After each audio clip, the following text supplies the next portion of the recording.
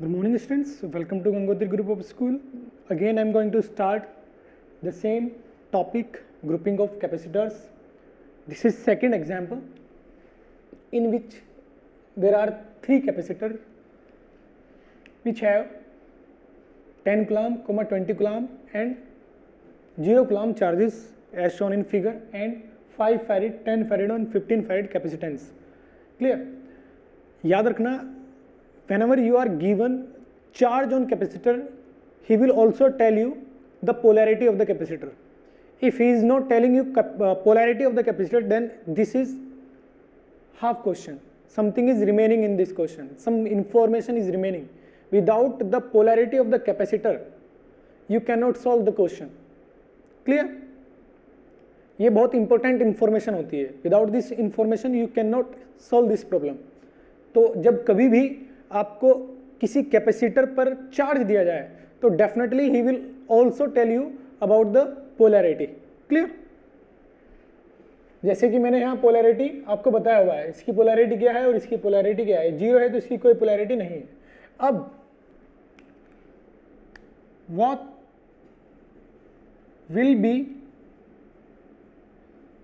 Final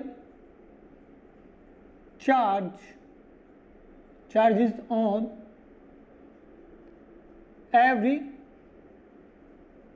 capacitors. What will be final charges on the capacitor after closing the switch?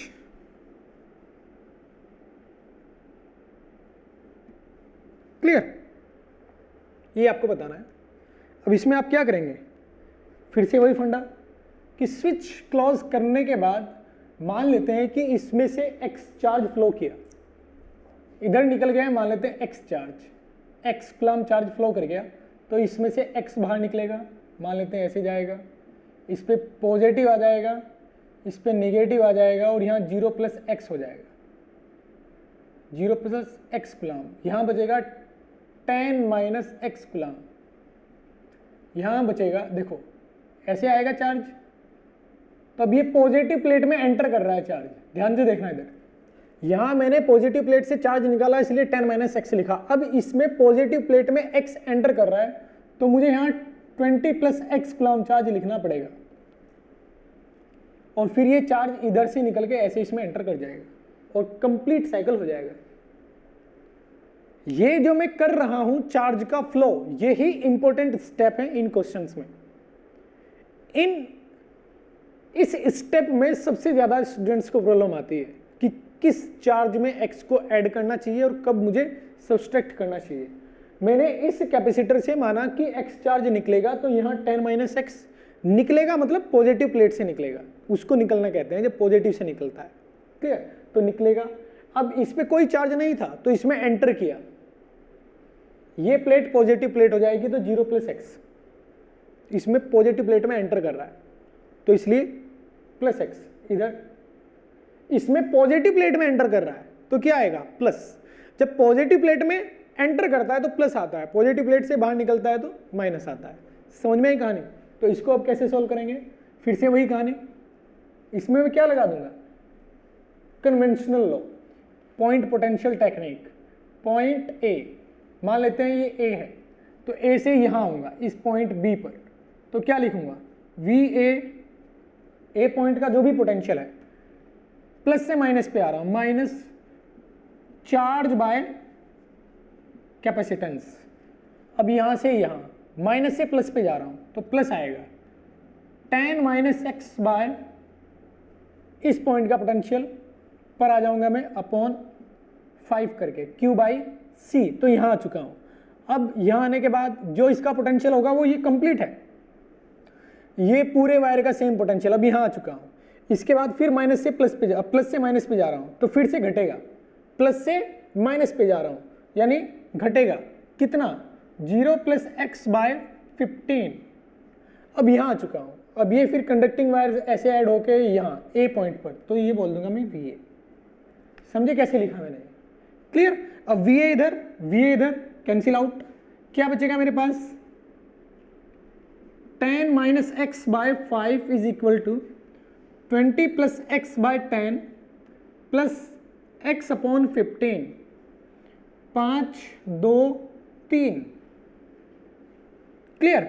अब इन दोनों को इसके साथ में सॉल्व करके लिखूंगा तो ये आ जाएगा इधर 60 plus 3x plus 2x bye 6, इधर आएगा 60 माइनस 6x बराबर, और इधर आएगा 60 plus 5x,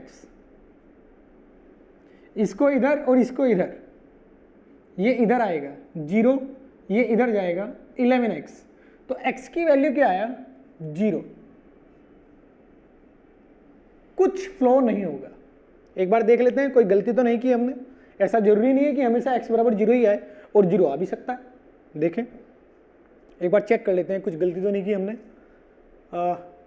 10 minus x, 0 plus x, 20 plus x, एकदम सही है, ये पॉजिटिव था 20 प्लस एक्स।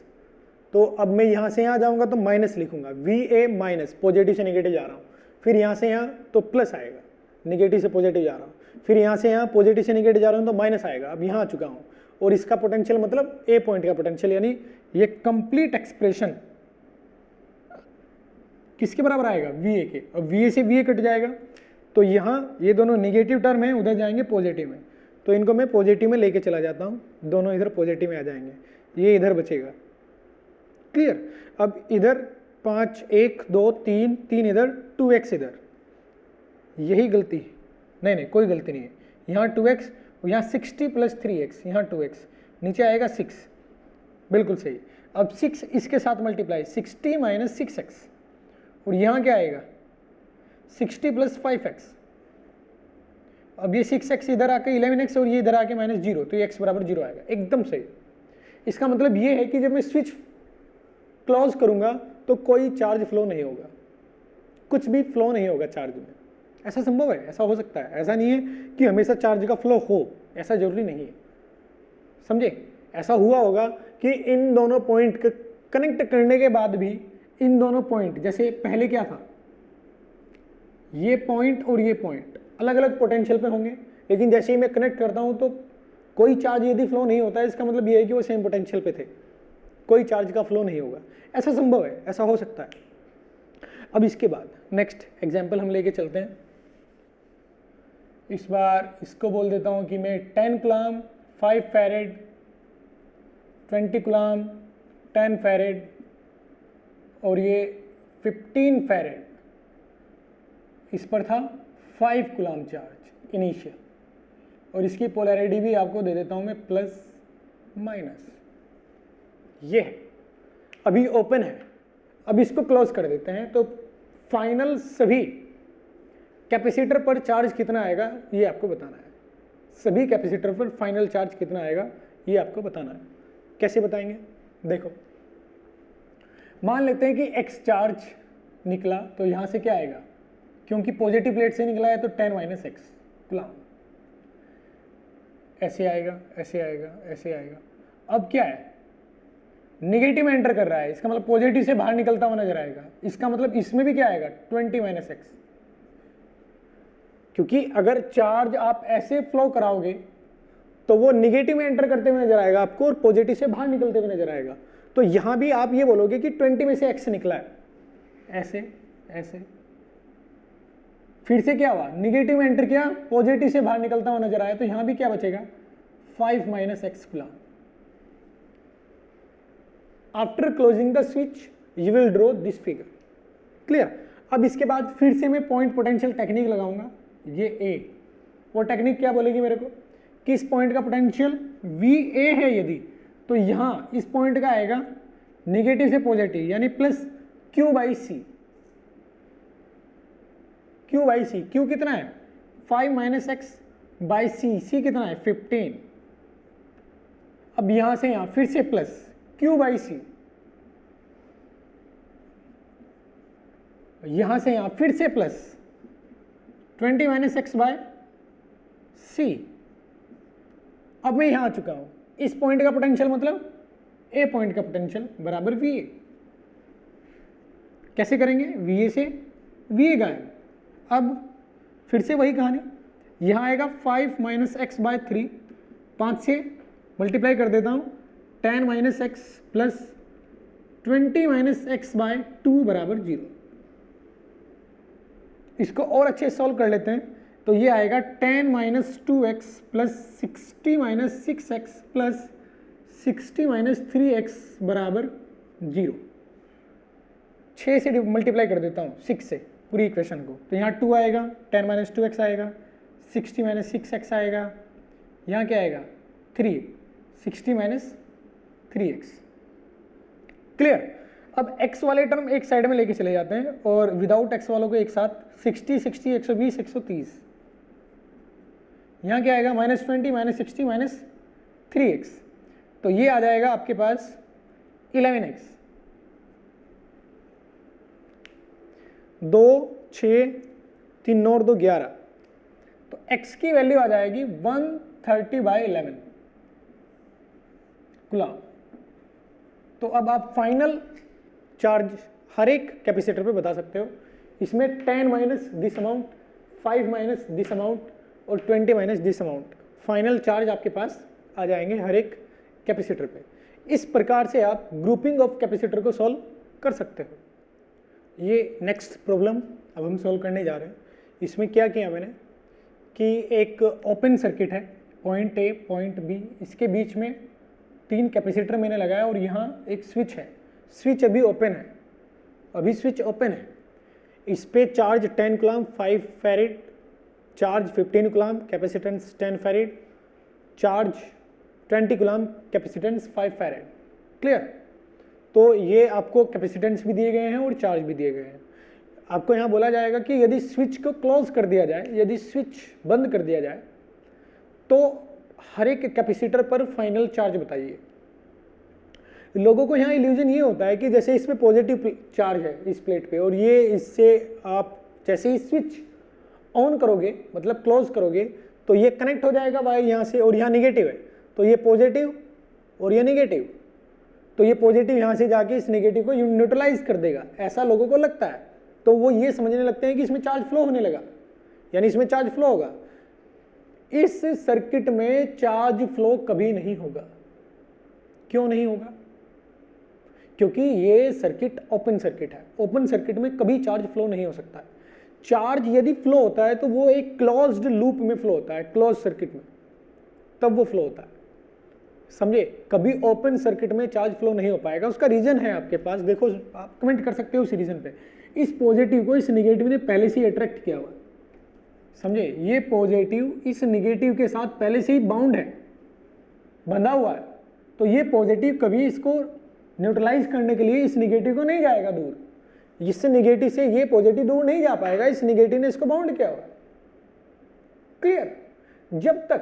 जब तक कि इस निगेटिव को इधर कोई कम करने वाला एजेंट ना हो, जब तक इस निगेटिव अमाउंट को, अगर इस पे 20 कूलम चार्ज बोल रहा हूँ, इसका मतलब -20 कूलम प्लस 20 कूलम, अगर इस -20 कूलम को इधर कोई ब्रांच कम करने वाली है, एग्जिस्ट करती है कि ये -20 कूलम चार्ज कम हो जाए अमाउंट में, तो डेफिनेटली यहाँ से चार्ज बाहर निकल जाएगा। लेकिन ये तो ओपन है, इधर -20 कूलम तो कहीं भी नहीं जा सकता है, इसलिए ये +20 कूलम कहीं नहीं जा पाएगा।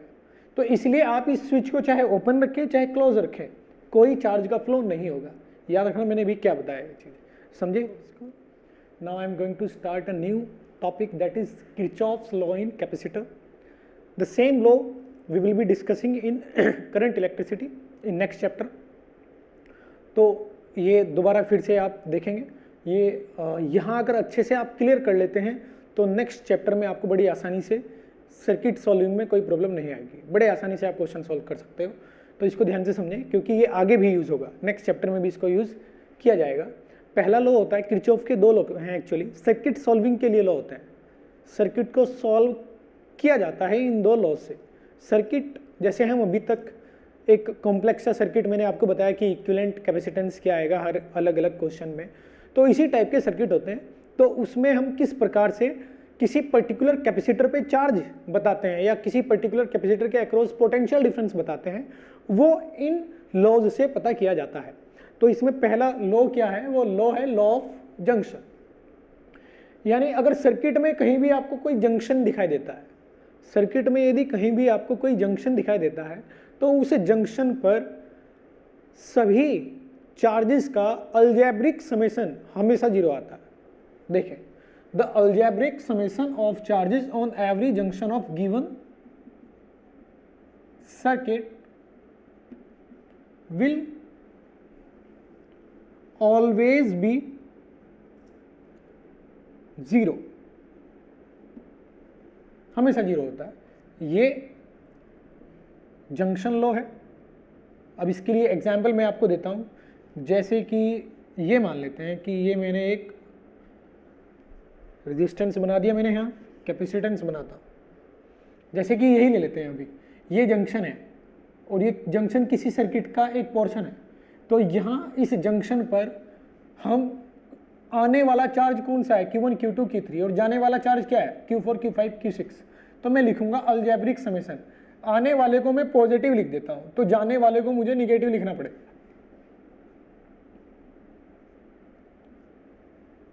हमेशा 0 आएगा ये है लॉ ऑफ जंक्शन। सर्किट में कैसे आता है, सर्किट में ऐसे आ सकता है।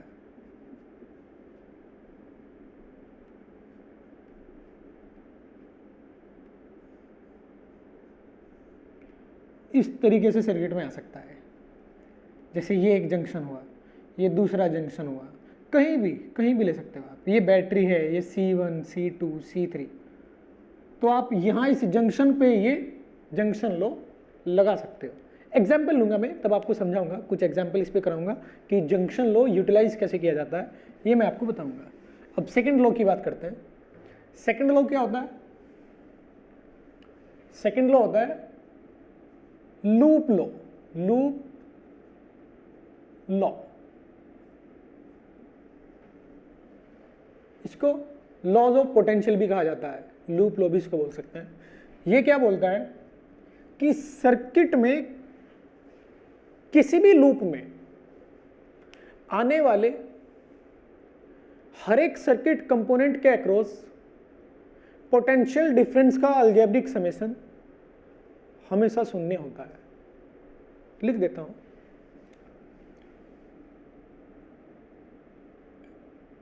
In the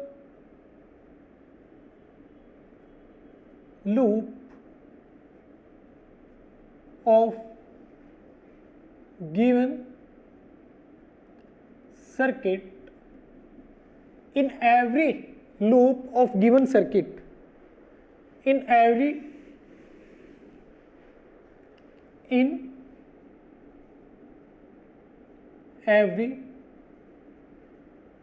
closed loop in given circuit,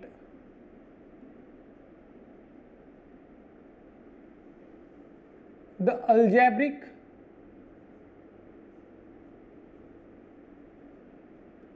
summation of potential difference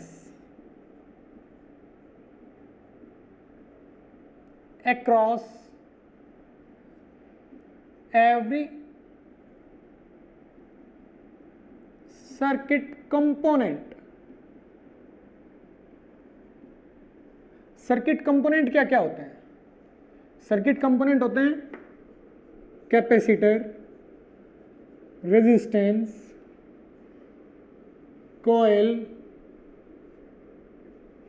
capacitor, resistance, coil, battery, ये होते हैं, समझे? CRL battery. In every closed loop in given circuit, the algebraic summation of potential difference across every circuit component ये होते हैं, will always be 0। इस बात का क्या मतलब है?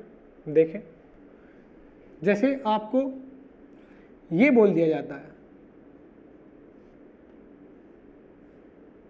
अभी मैं कैपेसिटर वाले चैप्टर में हूं तो सिर्फ कैपेसिटर ही अपनी कैलकुलेशन में इन्वॉल्व करता हूं, अन्यथा ये दोनों लो लूप लॉ और जंक्शन लॉ आप ये पाएंगे capacitor, current, electricity, electromagnetic induction, तीनों चैप्टर में यूज होता है। कौन? किरचॉफ्स लॉ के दोनों portion, loop law and junction law दोनों। तो अभी सिर्फ कैपेसिटर में इन्वॉल्व करूंगा स्टडी में, क्योंकि कैपेसिटर चैप्टर हम पढ़ रहे हैं। तो यहाँ आएगा सी सी सी, यहाँ मैं लगा देता हूँ बैटरी, इसको C1, इसको C2, इसको C3 और ये बैटरी E लगा देता हूँ। अब इसमें कितने लूप हैं? इसमें आपको कितने लूप नजर आ रहे हैं? देखो, एक लूप तो ये है, एक लूप ये है, लूप फर्स्ट, लूप सेकंड, एक लूप ये है, लूप थर्ड, एक लूप इसमें ये भी है 4, एक लूप इसमें ये भी है 5 लूप है इसमें। जो भी क्लोज्ड पाथ होगा वो एक लूप की तरह ट्रीट किया जाएगा। क्लियर? तो इसमें हम ये लॉ कैसे लगाएंगे देखें। इसको थोड़ा छोटा कर देता हूं क्योंकि इसमें 5 लूप हैं, तो पांचों के लिए इक्वेशन ज्यादा हो जाएंगी। तो एक ऐसा सर्किट बनाता हूं जिसमें इक्वेशन कम बने। ऐसा नहीं है कि उसमें मैं नहीं लिख सकता था, उसमें भी लिख सकता हूं मैं। ये बना दिया मैंने, एक छोटा सर्किट बनाया, C1, C2, E1, E2। अब इसमें एक लूप क्या हुआ? ये, और एक लूप क्या हुआ? ये, और एक लूप क्या हुआ? बाहर वाला कंप्लीट। 3 लूप है इसमें, loop first, loop second, loop third. ये लूप थर्ड है, बाहर वाला। यहां लूप फर्स्ट से इक्वेशन लिखने जा रहा हूं मैं, फिर लूप सेकंड से इक्वेशन लिखूंगा, फिर लूप थर्ड से इक्वेशन लिखूंगा। और ये आप पाएंगे कि ये हम पहले कर चुके हैं। जो मैं बोल रहा था ना, पॉइंट पोटेंशियल टेक्निक यूज करने जा रहा हूं, साइन कन्वेंशन यूज करते हुए। मतलब साइन कन्वेंशन की हेल्प से पॉइंट पोटेंशियल टेक्निक को मैं यूज करते हुए एक इक्वेशन लिखता था ग्रुपिंग ऑफ कैपेसिटर्स में और क्वेश्चन सॉल्व करता था। वही है ये, सेम, एकदम सेम चीज है। समझे? देखो कैसे इन्होंने क्या बोला, एक लूप में जितने भी सर्किट कंपोनेंट पढ़ते हैं, आते हैं, लाई करते हैं, उन सभी के अक्रॉस जो पोटेंशियल डिफरेंस होगा उनका अलजेब्रिक समेशन हमेशा 0 आएगा। देखो यहां से चलते हैं, ये पॉइंट मान लेते हैं कोई A, यहां से चलते हैं, तो यहां से यहां जाऊंगा तो क्या आएगा? Plus E1। यहां से यहां जाऊंगा तो क्या आएगा? मान लेते हैं इधर से चार्ज निकलता है, इस पे चार्ज जाता है, तो यहां आएगा प्लस, यहां आएगा माइनस, क्योंकि पहले किसी पर भी चार्ज नहीं था, अनचार्ज कैपेसिटर थे। बैटरी से निकला क्यों चार्ज, इसमें गया, ऐसे जाएगा, ऐसे जाएगा, कुछ आगे जाएगा, कुछ नीचे जाएगा। यहां से मैंने मान लिया कि चार्ज Q निकला बाहर, तो इस पे Q चार्ज आ जाएगा। इधर Q1 गया और इधर Q2 गया। अब इधर प्लस, किसी भी कैपेसिटर पे चार्ज नहीं था, Q1 इधर गया ऐसे। अब दोनों फिर से इधर से Q1 Q2 आया और इधर से Q1 आया, दोनों इस पॉइंट पे मिलके क्या बन जाएंगे? Q, क्योंकि यहां से Q एंटर किया था और वो डिवाइड हुआ था Q1 Q2 में। समझे? तो यहां से आएगा Q ऐसे और फिर दोबारा इसमें एंटर कर जाएगा। तो लूप 1 के लिए मैं क्या लिखूंगा? यहां से यहां E1, अब यहां से यहां पॉजिटिव से नेगेटिव जा रहा हूं तो -Q/C1। अब इस लूप में यहां होगा तो इसमें Q2 चार्ज है, इस पे ये Q2 एंटर किया, इस पे Q2 आएगा। पॉजिटिव से नेगेटिव जा रहा हूं तो -Q2/C2। अब मैं यहां आ चुका हूं और इस पॉइंट पे सेम आ चुका हूं तो 0, क्योंकि इस पॉइंट से चला था मैं, मुझे एक कंप्लीट लूप करना है। मैं इस पॉइंट से स्टार्ट किया तो यहां आएगा +E1। लूप लॉ लगाने से पहले आपको चार्ज का फ्लो दर्शाना पड़ेगा। लूप लॉ लगाने से पहले, जैसे ये सर्किट मैंने आपको दिया था, तो मैंने आपको बोला कि यहां बैटरी से Q निकलेगा, इस पे Q जाएगा, पहले वाली प्लेट पॉजिटिव हो जाएगी, दूसरी वाली प्लेट निगेटिव हो जाएगी। अब यहां से जब Q आगे जाएगा तो ये इसको 2 रास्ते मिलेंगे Q को, Q का कुछ पोर्शन आगे जाएगा, कुछ पोर्शन नीचे जाएगा। तो इधर मान लेते हैं Q1 गया, इधर मान लेते हैं Q2 गया। अब ये Q2 इधर गया तो इस प्लेट पर प्लस Q2 आएगा, इस पे नेगेटिव Q2 आएगा, यानी इस कैपेसिटर पे Q2 चार्ज आ जाएगा। फिर से इधर Q2 निकलेगा और इस रास्ते से होते हुए Q1 आएगा, तो इस पॉइंट पे Q1 प्लस Q2 मिलके दोबारा फिर Q बन जाएंगे और Q ऐसे आते हुए पॉइंट इस बैटरी से Q निकला था तो इस बैटरी में Q एंटर कर जाएगा। क्योंकि चार्ज ना तो क्रिएट किया जा सकता है ना ही डिस्ट्रॉय किया जा सकता है, तो एक बैटरी से जितना चार्ज निकला था उतना चार्ज इसमें जाना अनिवार्य है, जरूरी है, समझे। तो अब मैं क्या करूंगा, लूप फर्स्ट के लिए लूप लो से इक्वेशन लिखूंगा। कैसे कि इस पॉइंट से यहां गया प्लस C1, यहां से यहां माइनस Q/C1, क्योंकि पॉजिटिव से निगेटिव आ रहे हूं। अब इस कैपेसिटर पे जाऊंगा मैं तो Q2/C2 आएगा, निगेटिव आएगा क्योंकि पॉजिटिव से निगेटिव जा रहा हूं। इस लूप में मुझे घूमना है। अब यहां आ चुका हूं, अब कोई भी सर्किट कंपोनेंट नहीं है यहां तक, तो यानी 0 लिख देंगे। तो ये लूप लो को यूज करते हुए मैंने फर्स्ट लूप की इक्वेशन लिख दी। अब सेकंड लूप के लिए क्या इक्वेशन आएगी देखेंगे आप। कहीं से भी स्टार्ट कर सकते हैं आप, जैसे मैंने यहां से स्टार्ट किया तो यहां से यहां जाऊंगा तो प्लस E2 आएगा। अब यहां से यहां जाऊंगा, अब देखो मैं निगेटिव से पॉजिटिव प्लेट पे जा रहा हूं तो प्लस लिखूंगा, कितना Q2/C, नीचे से ऊपर जा रहा हूं। चार्ज भले ऊपर से नीचे, नीचे से ऊपर आया, मुझे उससे कोई मतलब नहीं है। मुझे किससे मतलब है कि मैं निगेटिव से पॉजिटिव प्लेट पे जा रहा हूं, इसलिए प्लस आएगा। पॉजिटिव से निगेटिव पे जाता हूं तो माइनस आएगा। तो मैंने यहां से स्टार्ट किया लूप बनाना, ऐसे ऊपर गया निगेटिव से पॉजिटिव तो Q2/C आएगा। अब मैं दोबारा फिर कहाँ आ चुका हूँ, इस पॉइंट पे आ चुका हूँ और यहाँ से लेके यहाँ तक कोई भी सर्किट कंपोनेंट नहीं है, यहाँ से लेके यहाँ तक, तो यही 0 आ जाएगा। ये इक्वेशन आएगी। लूप 1 की इक्वेशन ये है, लूप 2 की इक्वेशन ये है। Loop 1, loop second, loop third की इक्वेशन क्या आएगी। लूप थर्ड में आप क्या करो, ये बड़े वाला लूप है, यहां से चलता हूं, यहां से यहां होगा तो आएगा E1, यहां से यहां तो E1। अब यहां से यहां माइनस आएगा, पॉजिटिव से निगेटिव पे जा रहा हूं Q/C1। अब यहां ऐसे कुछ नहीं आएगा यहां तक। अब ये आया बैटरी तो निगेटिव से पॉजिटिव प्लस E2। मैंने यहां से स्टार्ट किया था लूप, यहां से, अब मैं यहां आ चुका हूं, ऐसे जाऊंगे ऐसे ऐसे ऐसे यहां तक, ए तक आ चुका हूं, क्योंकि यहां से लेके यहां तक कोई भी सर्किट कंपोनेंट नहीं है। यहां से लेके यहां तक कोई भी सर्किट कंपोनेंट, जब तक सर्किट कंपोनेंट नहीं आएगा वहां तक आप सेम पोटेंशियल मानोगे। तो अब यहां तक आ चुका हूं मैं, इस बैटरी को पार करने के बाद E2 आएगा, उसको क्रॉस करने के बाद। अब इस पॉइंट के बाद यहां तक कोई कैपेसिटेंस, कोई सर्किट कंपोनेंट नहीं है, तो मैं डायरेक्ट क्या लिख दूं, जिस पॉइंट से आया था उस पॉइंट पे आ चुका हूं।